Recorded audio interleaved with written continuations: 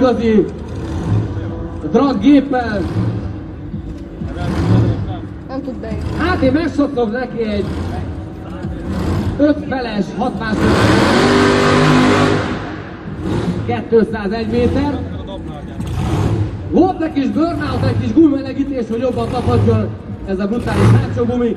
Tehát hölgyek, urak, jön egy igazi V8-as szörny, egy Z28-as Chevy Camaro, Kohári Zolival, 8500 köbszékű nagykompresszor, közel 1500 lóerő a pályán.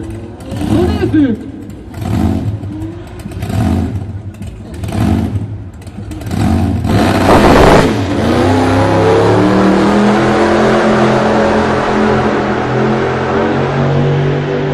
Én erre azt mondanám, hogy csak bemelegítő futam. Higgyétek el, ez az autó sokkal többet tud.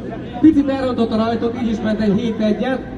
Nem volt ez a rossz, de higgyétek el, hogy ezen 5 felett tud szerintem. Jó, ezen a pályán.